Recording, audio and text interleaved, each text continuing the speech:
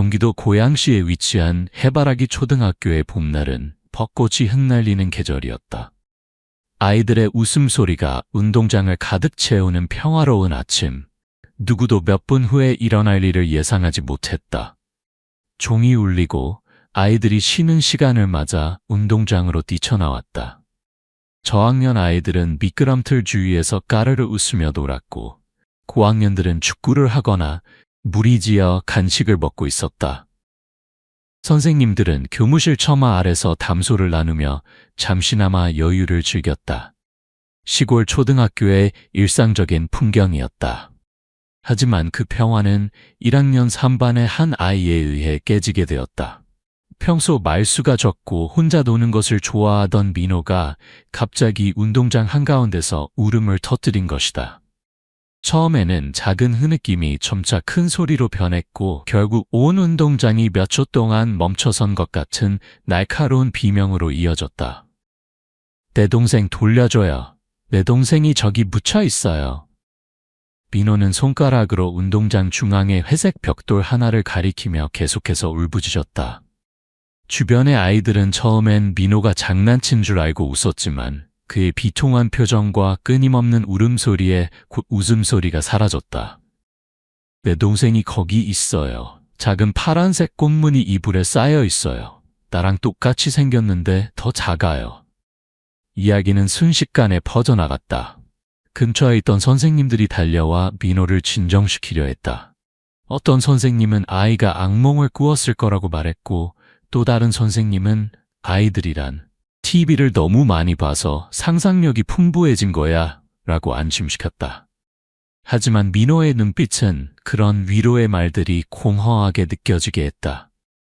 그는 단순히 이야기를 지어내는 아이처럼 보이지 않았다. 민호의 담임 선생님인 정 선생님이 달려와 아이를 안정시키려 했지만 민호는 동생이 저기 묻혀 있어요 라는 말 외에는 아무 말도 하지 않았다. 여전히 회색 벽돌을 가리키며 여전히 목이 베인 목소리로. 운동장 전체가 몇 분 동안 이상한 정적에 휩싸였다. 쉬는 시간이 끝났음을 알리는 종소리가 울렸지만 아무도 서둘러 교실로 돌아가지 않았다. 민호는 교무실로 안내되었고 그 사이 어른들의 머릿속에는 여러 가지 추측이 피어나기 시작했다. 무엇이 일어나고 있는지 명확하지 않았지만 모두가 이것을 단순히 무시할 수 없다는 것을 느꼈다. 소문은 그날 수업 시간 내내 빠르게 퍼져나갔다. 학생들은 민호가 운동장 아래 묻힌 동생의 유령을 봤다고 서로 귀옛말을 했다. 어떤 아이는 유령에 씌운 아이라고 말했고 또 다른 아이들은 중앙운동장 근처에 가기를 두려워했다. 5학년 학생들 몇몇은 그 자리가 예전의 묘지였다고 한 친구의 말 때문에 크게 다투기도 했다. 그동안 민호는 계속해서 같은 말을 반복하고 있었다. 그는 보건실로 옮겨졌고 누군가 옆에서 지켜보고 누군가 들어와 질문하고 누군가 밖에서 몰래 엿들었다. 하지만 민호는 누구에게나 믿기 어려운 같은 이야기만 반복했다. 운동장 아래 묻혀있는 동생, 작은 파란색 꽃무늬 이불, 자신과 닮았지만 더 작은 아이. 그리고 꿈에서 본다고 했다. 정 선생님은 가만히 있을 수 없었다. 정 선생님은 민호에 대해 아는 모든 것을 머릿속에서 정리하기 시작했다. 이 아이는 한 번도 말썽을 부린 적이 없고 거짓말을 한 적도 없으며 친한 친구가 없어 누구에게 영향을 받을 것 같지도 않았다. 수업 시간에는 조용히 듣고 글씨도 예쁘게 쓰며 두드러지진 않지만 매우 착한 아이였다. 민호의 가정도 특별한 점이 없었다. 어머니 박지수 씨는 봉제 공장에서 일하는 여성으로 늦게 퇴근해 학교 정문에서 아이를 맞이하는 경우가 드물었다. 정 선생님은 민호가 형제자매에 대해 이야기하는 것을 들어본 적이 없었다. 물어볼 때마다 아이는 고개를 숙이고 대답하지 않았다. 수업이 끝나고 긴급 교사회의가 소집되었다. 선생님들은 의견을 교환했는데 어떤 이는 민호가 환각을 보고 있다고 생각했고 다른 이는 어머니를 불러와야 한다고 제안했다. 체육 선생님은 크게 웃으며 민호가 어제 무서운 영화를 봤을 거라고 했다. 하지만 정 선생님은 웃지 않았다. 그녀는 뭔가 잘못되었다고 느꼈고 10년이 넘는 교직 경험에서 오는 직감이 이것이 단순한 장난이 아니라고 말해주었다.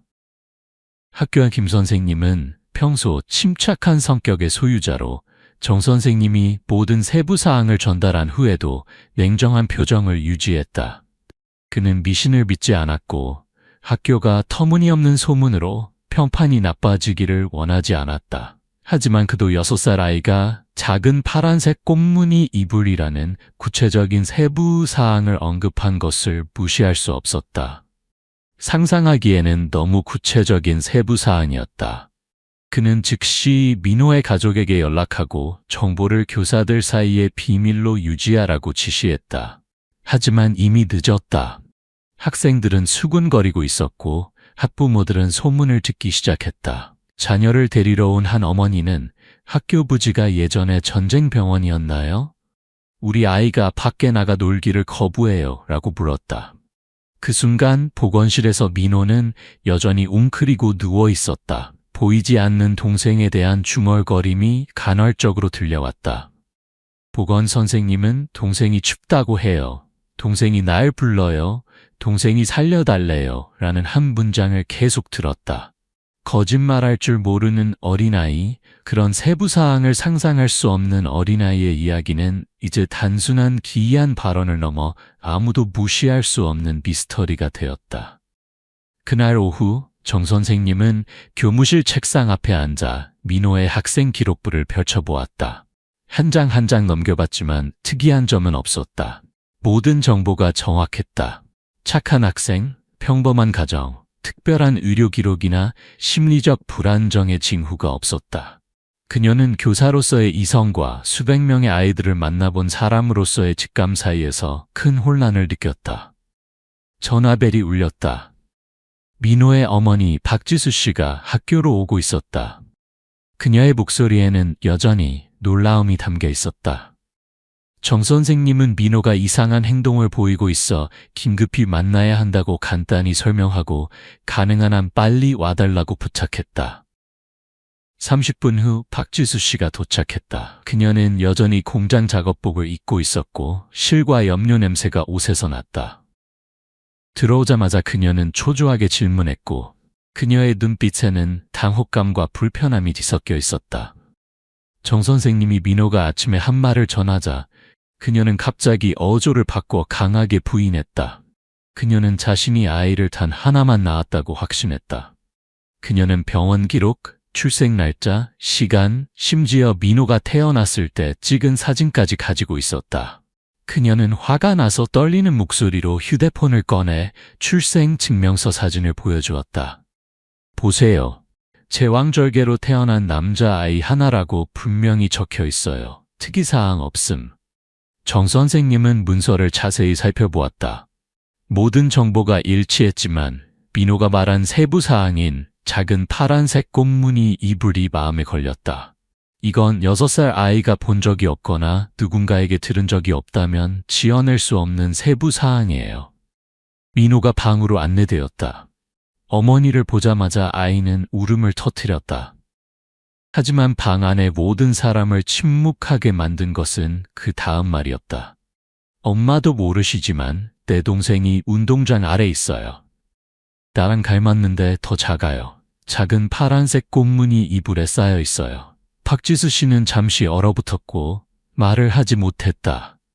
정 선생님은 그녀를 안치고 그녀의 손이 떨리기 시작하는 것을 느꼈다. 모든 일이 이제 단순히 아이가 지어낸 이야기라고 생각하던 어머니의 인내를 벗어나기 시작했다. 민호는 더 이상 말하지 않았다. 그저 고개를 숙이고 빨갛게 충혈된 눈으로 작은 목소리지만 확신에 찬 어조로 말했다. 방 안에 누구도 왜 그가 그런 세부 사항을 알고 있는지 설명할 수 없었다. 더구나 왜 아침부터 지금까지 그토록 확신을 가지고 그것을 주장하는지 이해할 수 없었다. 몇몇 선생님들이 문 밖에서 엿듣다가 서로 속삭이며 전했다. 어떤 이는 이 땅이 학교가 되기 전에 마을 의료소였던 시절을 언급하기 시작했고 그 후 철거되어 몇 년 후 학교가 지어졌다고 했다. 소식은 빠르게 퍼져 교사 회의가 열린 오후에는 아무도 침묵을 지킬 수 없었다. 논쟁과 토론의 소리가 터져 나왔다. 어떤 이는 민호에게 심리 전문가를 불러야 한다고 제안했고 그가 어떤 충격을 받았을 것이라고 생각했다. 다른 이들은 상황이 잘 처리되지 않으면 전체 학교가 유령 소문으로 인한 위기에 빠질 것을 우려했다. 오직 정 선생님만이 침착함을 유지했다. 그녀는 민호의 모든 말, 그의 눈빛의 모든 표현을 다시 이야기했다. 그녀는 이것이 거짓말이라면 그것은 6살 아이가 생각해낼 수 있는 너무나 완벽한 거짓말이라고 말했다. 김 교장은 교사 회의실에서 오랫동안 침묵했다. 그는 원래 꼼꼼한 사람이고 감정에 쉽게 흔들리지 않았지만 이번에는 마음이 불안했다. 그는 학교 건축 과정, 이 땅이 복잡한 과거를 가지고 있다는 마을 사람들의 이야기를 떠올렸다. 어떤 이들은 기의 흐름을 방해할까 두려워 학교 건설에 반대하기도 했다. 그는 미신을 믿지 않았지만 지금 민호의 상황에 직면하니 걱정이 되기 시작했다. 그는 정 선생님에게 지역 당국에 연락하여 전문적인 조언을 구하라고 지시했다. 동시에 그는 외부인에게 이 일을 알리지 말라고 강조했다. 하지만 이미 늦었다. 그날 오후 아이를 일찍 데리러 온 학부모가 대화를 엿들었다. 몇 시간 후 소문은 마을 전체에 퍼졌다. 어떤 이는 민호에게 유령이 씌웠다고 했고 어떤 이는 민호가 음력에 태어나 보통 사람들이 보지 못하는 것을 볼 수 있다고 했다. 몇 시간 만에 아이들의 웃음소리로 가득 찼던 학교 운동장은 두려움의 중심지가 되었다. 고학년 학생들은 회색 벽돌을 보러 몰려들었다. 더 대담한 몇몇은 가까이 다가가 냄새를 맡고 바닥을 두드려 소리가 있는지 확인했다. 몇몇 저학년 아이들은 밖에 나가는 것을 두려워하며 가방을 끌어안고 교실에 머물렀다. 그 사이 정 선생님은 다시 민호를 방문했다. 아이는 아침부터 아무것도 먹지 않았다. 누군가 물어볼 때마다 그는 같은 말을 반복했다. 불평하지 않고 화를 내지 않고 그저 동생이 춥고 그를 부르고 있다고 주장했다. 정 선생님이 더 자세히 물어보자 그는 꿈에서 동생이 아주 선명하게 나타나요 라고 대답했다. 동생은 땅 아래서 숨을 쉴 수 없다고 말하며 몸에 파란색 이불을 감고 있었다고 했다. 그는 동생이 자신과 닮았지만 더 약하고 더 슬퍼 보였다고 했다. 동생은 그에게 구해달라고 어른들에게 알려야 한다고 말했다. 정 선생님은 교장실로 돌아왔고 마음이 무거웠다. 김 교장은 모든 것을 듣고 한숨을 쉬었다. 그는 지역 경찰에 전화했다. 이것이 상상이라면 전문가의 평가가 필요하다. 하지만 만약 이것이 사실이라면 그는 더 생각하고 싶지 않았다. 그는 그 순간부터 학교가 이전과 같지 않을 것임을 알았다. 그리고 민호라는 아이와 그의 기이하게 들리는 말들이 모든 일반적인 논리의 경계를 넘어선 무언가 큰 것을 끌어당기고 있었다. 다음 날 아침 지역 경찰이 학교에 도착했다. 2명의 사복 경찰관이 노트를 들고 교장실로 안내되었다. 정 선생님도 일찍 도착했고 박지수 씨도 불려왔다. 그녀는 밤새 잠을 이루지 못했는지 지친 표정이었다. 민호는 방 한쪽 구석에 앉아 아무 말도 하지 않았다. 그는 더 이상 울거나 소리 지르지 않았지만 그의 눈빛은 여전히 운동장에 회색 벽돌이 있는 곳을 향해 있었다. 이병준 수사관, 담당 조사관은 민호에게 질문하기 시작했다. 그의 목소리는 부드럽고 민호가 편안함을 느끼도록 노력했다. 그 이야기를 어디서 들었니? 누가 말해줬니? 누가 말하라고 했니? 그가 물었다. 민호는 고개를 저었다. 동생이 절 말했어요. 동생은 저랑 닮았어요. 동생은 아래 붙여 있어요. 작은 파란색 꽃무늬 이불에 쌓여 있어요. 아이는 간단히 대답했다. 동생이 꿈에서 계속 나타나요. 매일 밤 보여요. 동생이 춥대요. 아프대요. 숨을 쉴 수 없대요. 이병준 수사관은 박지수 씨를 바라봤다. 그녀는 여전히 충격에서 벗어나지 못했지만 이제 그녀의 얼굴은 분노보다 두려움으로 가득 차 있었다. 그녀는 최근 몇 주 동안 민호가 자주 악몽을 꾸었다고 고백했다. 처음에는 그저 학교 생활 스트레스로 생각했다. 며칠 전에 민호는 한밤중에 베개에 얼굴을 묻고 크게 소리쳤다. 당시에는 이상하게 생각했지만 아이가 감기에 걸렸다고 생각했다. 이제는 확신할 수 없었다. 대화는 1시간 이상 계속되었다. 경찰관들은 주의 깊게 기록한 후 밖으로 나가 현장을 조사했다. 이병준 수사관은 운동장 가장자리에 서서 회색 벽돌을 가리키며 눈살을 찌푸렸다. 벽돌 자체는 특별해 보이지 않았고 시간이 지남에 따라 색이 바랜 다른 벽돌들 사이에 있었다. 하지만 모든 사람을 놀라게 한 것은 그 일치였다. 그것은 이전 의료소의 보조 입구가 있던 정확한 위치에 놓여 있었다. 정 선생님은 밖으로 나와 이병준 수사관 옆에 섰다. 그가 그녀에게 물었다. 얼마나 오랫동안 가르치셨나요? 이 학생은 평소에 어떤가요? 그녀는 간결하게 대답했다. 착하고 조용하고 문제를 일으킨 적이 없어요. 거짓말을 하지 않고 관심을 끌려고 하지 않고 친한 친구가 없고 휴대폰을 보지 않고 영적인 것에 대해 아무것도 모릅니다. 이병준 수사관은 고개를 끄덕이며 몇 가지 메모를 더했다. 그는 조용히 말했다. 6살 아이가 이렇게 일관되게 말하는 것을 본 적이 없습니다. 소문은 그날 아침 내내 확산되었다. 학교 정문 앞에 몇몇 학부모들이 모여 수군거렸다. 근처에서 음료를 파는 아주머니는 이미 3명의 손님에게 학교 운동장 아래 아이 영혼이 있다고 말했다. 4학년 학생 한 명이 몰래 휴대폰을 가져와 민호가 운동장을 가리키는 장면을 녹화했다. 그 영상은 학부모 채팅방에 공유되었고 이후 마을 전체로 퍼졌다. 그날 오후 김 교장은 학교 운동장 아래 정말로 시신이 있는지 묻는 전화를 10통 가까이 받았다. 김 교장은 학교 운영진과 긴급 회의를 소집했고 회의실의 공기는 무거웠다. 정 선생님은 민호가 말한 모든 세부 사항을 다시 이야기했다.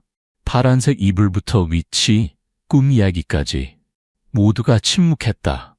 이제 아무도 웃지 않았고 아무도 민호가 거짓말을 하고 있다고 말하지 않았다. 이것은 교직 생활 동안 처음으로 전체 교사위원회가 교과서로 설명할 수 없는 일에 직면한 순간이었다. 마을의 지적행정부서에서 일했던 지역 공무원이 초대되었다. 그는 학교 건설 계획을 보고 운동장 지역이 이전에 의료진을 위한 임시 건물이 있던 곳이었다고 확인했다. 시신 발굴이나 묘지 이전에 대한 기록은 없었다. 모든 것이 급하게 제한된 조건에서 간단하게 처리되었다. 재개발 계획도 흐릿하게 인쇄되어 있어 이전 경계가 명확하지 않았다. 그는 한숨을 쉬며 말했다. 만약 정말 아래 뭔가가 있다면 아무도 몰랐을 겁니다. 그날 오후 박지수 씨가 학교로 돌아왔다. 그녀는 더 이상 전날처럼 화를 내지 않았다. 그녀는 병원 기록처를 들고 와서 책상 위에 올려놓았다. 2019년 3월 20일 산모 박지수, 제왕절개로 남자아이 출산, 체중 3.2kg, 특이사항 없음, 쌍둥이 기록 없음, 응급상황 없음. 하지만 그녀는 여전히 마음이 편치 않았다. 그녀는 지난 몇 년 동안 뭔가 완전하지 않다고 느꼈다고 말했다. 민호는 종종 아버지와 가족에 대해 물었지만 형제자매에 대해 한 번도 물어본 적이 없었다. 정 선생님은 그녀를 바라보며 손이 가볍게 떨리는 것을 보았다. 그녀는 소리를 낮추어 말했다. 만약 애가 상상했다면 왜 하필 그 회색 벽돌을 가리킬까요? 왜 파란색 꽃무늬 이불을 알고 있을까요? 저는 그런 이불이 없어요. 그리고 6살 아이가 어떻게 알 수 있겠어요? 민호는 보건실로 안내되어 휴식을 취했다. 그는 잠들지 않고 눈을 크게 뜨고 운동장을 내다보았다. 그는 입안으로 반복해서 중얼거렸다. 동생이 이제 울지 않아요. 곧 나올 거예요. 방 안에 모두가 침묵했다. 옆에 앉은 보건교사는 아이가 말한 것을 기록하여 정 선생님에게 전달했다. 그녀는 읽고 나서 접었다. 그녀는 무엇이 옳고 무엇이 그른지 알 수 없었고 다만 눈앞의 아이가 누구도 흔들 수 없는 믿음으로 말하고 있다는 것만 알았다. 그날 밤 김 교장은 지역 경찰에 전화했다. 그는 간결하게 말했다. 우리는 확인해 봐야 합니다. 전화기 반대편에서 잠시 침묵이 흐른 뒤 한숨 소리가 들려왔다. 내일 아침에 가겠습니다. 그는 전화를 끊고 의자에 기대 앉아 눈을 깜빡이지도 않았다. 그의 마음속에는 분명한 감각이 있었다. 만약 회색 벽돌 아래 정말 무언가가 있다면 그의 인생은 완전히 다른 장으로 넘어갈 것이다. 그리고 이 학교도 마찬가지일 것이다. 다음날 아침, 노란색 테이프가 학교 운동장 중앙 주위에 둘러쳐졌다.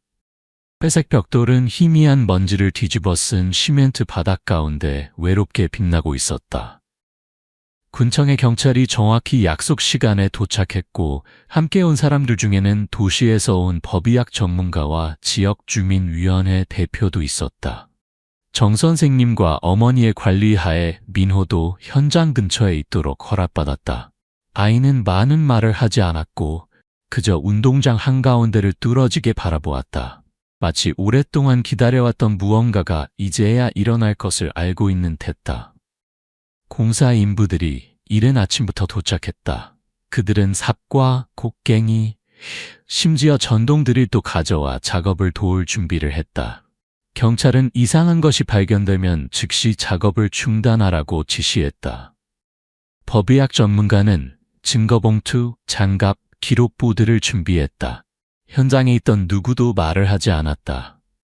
분위기는 장례식보다 더 무거웠다.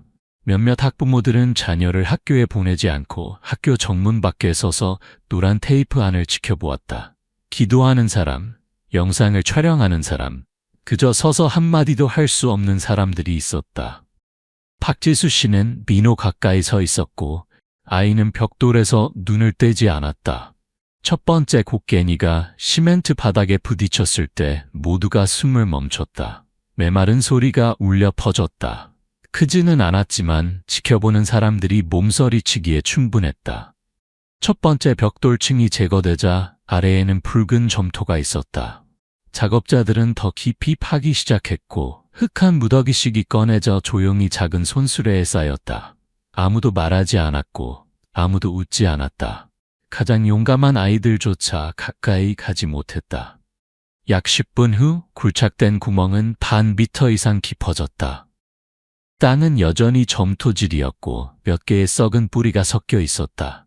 한 작업자가 곡괭이가 흙보다 부드러운 무언가에 걸리자 움직임을 멈췄다. 그는 손으로 가볍게 얇은 진흙층을 쓸어내고 멈췄다. 천조각이 나타났다. 색이 바른 파란색, 작은 꽃무늬가 있는 천이었다. 그는 크게 외쳤고 사람들이 몰려들었지만 경찰은 그들이 1m 이상 거리를 유지하도록 했다. 법의학 전문가가 앞으로 나아가 조심스럽게 천 조각을 들어올려 흐릿한 아침 햇살 아래로 가져왔다. 천은 너무 오래되어 거의 부서질 정도였지만 분명히 한때는 신생아담이었다. 박지수 씨는 쓰러졌지만 아무도 그녀를 잡지 못했다. 정 선생님은 충격으로 굳어 있었다. 민호는 울지도 떨지도 않았다. 그는 그저 작은 목소리로 말했다. 제 동생이에요. 그의 목소리는 바람처럼 가볍게 들렸지만 모든 사람이 들을 수 있었다. 냉기가 등줄기를 타고 내려갔다. 아무도 반응하지 않았고 아무도 웃지 않았다. 아이가 환각을 보고 있다고 말하던 사람들, 터무니없는 이야기라고 말하던 사람들은 이제 할 말이 없었다. 법의학 전문가가 계속해서 천을 벗겨내자 단단한 물체가 흙층에서 굴러나왔다. 작고 하얀 신생아의 손 모양을 한 뼈 조각이었다. 군중 속의 한 여성이 비명을 질렀고 한 작업자는 곡괭이를 떨어뜨렸다. 경찰은 급히 바깥쪽으로 한층 더 통제선을 확장했다. 법의학 전문가는 증거봉투를 꺼내 다미와 뼈를 안에 넣었다. 더 이상의 대답이나 증거는 필요 없었다. 전체 안화 마을은 이곳에 한때 묻혀있던 생명이 있었음을 이해했다. 김 교장이 조용히 앞으로 나섰다. 그는 민호를 바라보지 않았고 그 누구도 바라보지 않았다. 그저 경찰에게 조용히 말했다. 필요한 모든 서류에 대해 제가 책임지겠습니다. 그의 목소리는 떨리지 않았지만 그의 눈빛은 완전히 달라져 있었다. 과학을 굳게 믿고 영적인 일은 없다고 주장하던 교장 선생님은 이제 더 이상 똑바로 서 있을 수 없었다. 샘플은 봉인되었고 법의학 전문가는 도 연구소로 보내질 것이라고 말했다. DNA 분석, 성별 확인, 뼈 나이, 사망 시간을 확인해야 하고 결과는 며칠이 걸릴 수 있지만 더 이상 증거는 필요하지 않았다. 분명한 것은 민호의 말이 완벽하게 일치했다는 것이다. 파란색 꽃무늬 이불에서부터 회색 벽돌의 위치, 시간대까지. 이건 단순한 우연일 수 없었다.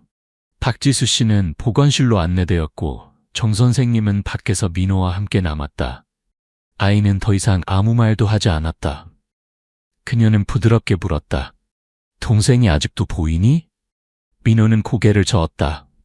동생이 떠났대요. 이제 춥지 않대요. 동생이 웃는 소리가 들려요. 그 말은 습한 봄날 아침보다 더 정 선생님을 떨게 했다. 그날 오후 전체 학교 운동장이 통제되었다. 학생들은 일주일 동안 휴교한다는 통보를 받았다. 학교 정문은 닫혔지만 소식은 이미 전체 군으로 퍼졌다. 인근 마을 사람들이 모여 바깥에서 이야기하고 영상을 촬영하기 시작했다. 소셜미디어에 짧은 클립이 등장하기 시작했다. 운동장 아래 묻힌 동생을 찾은 소년, 안화 초등학교의 이상한 사건. 어떤 이들은 믿었고 어떤 이들은 믿지 않았지만 모두가 누가 그 아이를 묻었는지 알고 싶어 했다. 김 교장은 그날 저녁 바로 경찰에게 전화했다. 철저히 조사하지 않으면 제가 더 이상 누구의 얼굴도 볼 수 없을 것 같습니다. 수사관은 동의했다.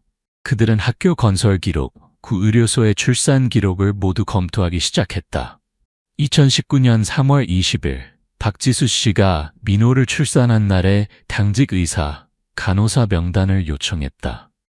그날 밤 박지수 씨의 집에서는 거실에 불이 꺼져 있었다. 민호는 어머니의 품에 누워 있었다. 그는 아무 말도 하지 않았고 어머니도 마찬가지였다. 그들은 조용히 앉아 바깥의 차 소리를 듣고 진실이 매 순간 가까워지고 있음을 느꼈다.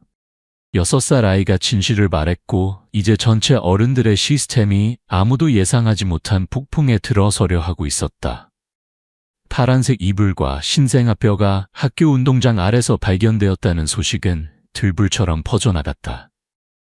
다음 날 이른 아침, 사람들은 안화 초등학교 정문 앞에 가득 모였다.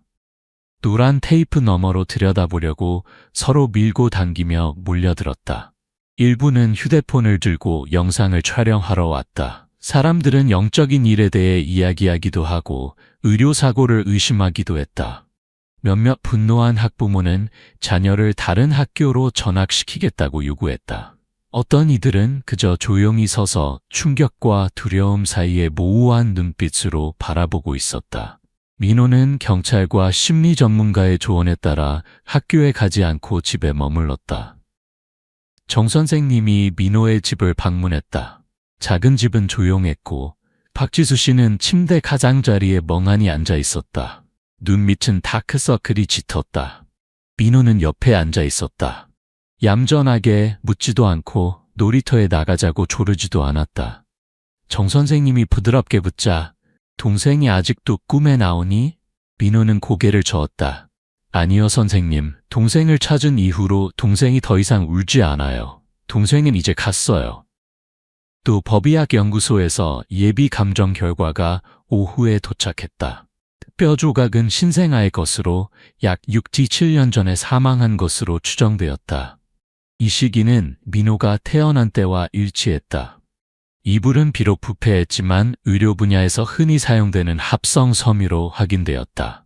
경찰은 학교 부지에 있던 구 의료소의 모든 기록을 추적하기 시작했다. 2019년 3월에 근무했던 직원 명단이 도 보건부 기록보관소에서 검색되었다. 담당 의사의 이름은 강민준으로 현재 강남에서 개인 클리닉을 운영하고 있었다. 강 박사는 현재 거의 60세로 오랫동안 지방에서 근무한 경력이 있었다. 면담 요청을 받았을 때 그는 평온한 모습으로 경찰서에 도착했지만 그의 눈빛에는 경계심이 숨겨져 있지 않았다. 면담은 2층의 작은 방에서 진행되었다. 수사관은 사건을 설명하고 이불과 뼈 사진을 보여주었다. 그는 사진을 본 후 몇 초 동안 침묵하다가 말했다. 저는 그 출산에 대해 구체적으로 기억하지 못합니다. 7년이나 지났고 수백 건의 출산을 담당했습니다. 기록에 아이 하나라고 되어 있으면 분명 하나였을 겁니다. 수사관들은 서두르지 않고 조용히 기록을 했다. 그들은 DNA 감정이 진행 중이라는 보고서를 더 보여주었다. 만약 결과가 박지수 씨와 민호와 일치한다면 발견된 아이는 민호의 쌍둥이 형제자매였을 것이다. 그들은 분명히 말했다. 그때 쌍둥이를 발견하고도 기록하지 않고 적절한 절차를 따르지 않았다면 그것은 단순한 전문적 실수가 아니라 심각한 위반이었다. 강 박사는 대답하지 않았다. 그는 차분했지만 시선을 피했다. 그러나 수사관은 계속했다. 그날 당직이었던 간호사들도 불러 조사할 것입니다. 만약 그들이 이상한 점이 있었다고 확인하면 박사님은 설명해야 할 것입니다. 강 박사는 침묵을 지켰지만 땀이 셔츠 목덜레에 맺히기 시작했다. 한편 박지수 씨의 집에서는 중년 여성이 찾아왔다. 그녀의 이름은 김미숙으로 민호의 어머니와 같은 이름의 우연이었다. 그녀는 과거 의료소에서 계약직 간호사로 일했었다. 이불과 아이의 뼈에 대한 소식을 듣고 그녀는 오래된 수첩을 찾아 그날과 시간을 확인했고 여러 해 동안 그녀의 마음을 괴롭혔던 일을 기억해냈다. 그녀는 그날 강 박사가 수술실에서 나온 후 작은 천뭉치를 안고 있었다고 말했다. 그녀가 물었지만 그는 대답하지 않고 작은 실수가 있었지만 처리했다고만 했다. 그녀는 그것이 의료도구에 관한 것이라고 생각했다. 김미숙의 증언이 기록되면서 사건은 공식적으로 형사조사로 전환되었다. 강 박사는 다시 한번 소환되었다. 이제 증거들이 그를 압박하기 시작했다. 천뭉치, 뼈조각, 독립적인 증언, 그리고 확인을 기다리는 DNA 결과. 강 박사는 떨리기 시작했다. 경찰서 조사실에서 그는 고개를 숙이고 그날 밤이 얼마나 혼란스러웠는지 작은 목소리로 이야기했다.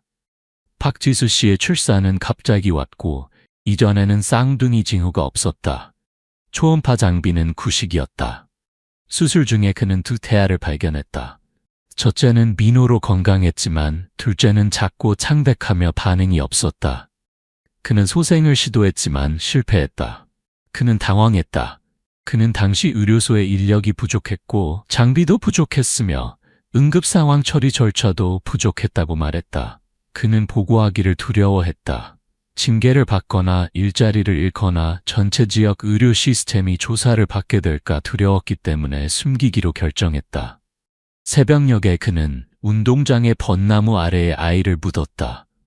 아무도 보지 않았고 아무도 알지 못할 거라 생각했다. 그는 민호가 기억하고 동생을 부를 줄은 상상도 못했다. 강 박사가 그날 밤 경찰서를 떠날 때 그의 얼굴은 창백했다. 그는 즉시 체포되지 않았지만 감정 결과를 기다리며 잠정적으로 직무가 정지되었다. 그날 밤 일부 격분한 주민들이 그의 개인 클리닉에 돌을 던졌다. 다른 그룹은 안화초등학교로 가서 학교 측에 공개 사과를 요구했다. 정 선생님이 나서서 모두에게 진정해달라고 요청했지만 분노는 이미 확산되었다. 김 교장은 이른 아침 사임서를 제출했다. 손으로 쓴 편지에서 그는 학생, 교사, 학부모들에게 사과했다. 그는 스스로 학생을 의심하고 아이의 직관을 가볍게 여겼기 때문에 더 이상 계속할 수 없다고 말했다. 정 선생님은 편지를 읽고 접었지만 아무 말 없이 깊은 한숨만 내쉬었다. 운동장은 여전히 통제되었지만 구덩이 위에는 임시로 하얀 국화가 심어졌다. 정 선생님은 이곳의 평화를 유지하기 위해 뭔가가 있어야 한다고 말했다. 아무도 반대하지 않았다.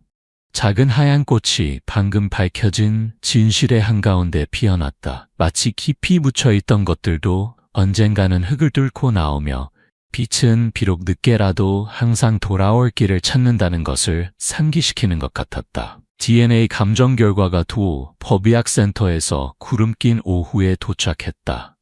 2페이지짜리 보고서에는 법의학 수석 감정사의 빨간 도장과 서명이 있었다.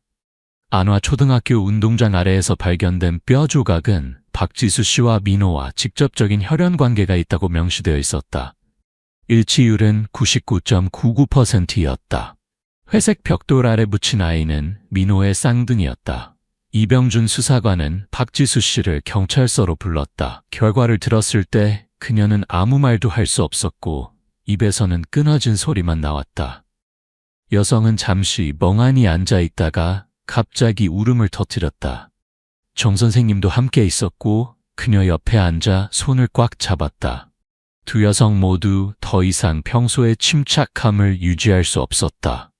한 어머니는 자신에게 두 아이가 있었다는 것을 이제야 알게 되었고 6년 동안 한 아이와만 살면서 전혀 알지 못했다. 처음부터 끝까지 모든 것을 목격한 교사도 더 이상 무엇이 진실이고 무엇이 불가능한지 분석할 이성이 남아있지 않았다. 이병준 수사관은 서류철을 접어 책상 위에 올려놓았다. 더 이상 말할 필요가 없었다. 방 안의 모두는 사건이 이제 완전히 다른 차원으로 넘어갔음을 이해했다. 단순한 의료사고가 아니라 아이의 죽음을 의도적으로 은폐하고 시신을 방치하고 불법 매장하고 출생 기록을 위조한 행위였다. 강 박사에 대한 신문이 다시 예정되었다. 이번에는 더 이상 가벼운 대화가 아니었다. 이병준 수사관은 DNA 결과 사본을 책상에 올려놓고 강 박사를 똑바로 바라보았다. 나이 든 의사는 더 이상 변명하지 않았다. 그는 한숨을 쉬며 책상에 머리를 숙였다. 그의 목소리는 거칠고 부서졌다. 저는 두려웠습니다. 너무 두려웠어요. 숨길 수 있다면 모든 게 지나갈 거라고 생각했습니다. 그는 그날의 출산이 갑자기 왔다고 설명했다. 의료소는 장비가 부족했고 아무도 쌍둥이를 예상하지 못했다. 두 번째 아이가 생명의 징후 없이 발견되었을 때 그는 당황했다. 당시 수술실에는 아무도 없었고 한 간호사만 밖에 서 있었다. 그는 보고하면 징계를 받고 의사 면허를 잃을 수도 있으며 모든 것을 잃을 수 있다고 생각했다. 그때 그는 자신의 경력, 명예, 그리고 비난받을 것에 대한 두려움을 생각했다. 그는 의료 캐비닛에서 이불,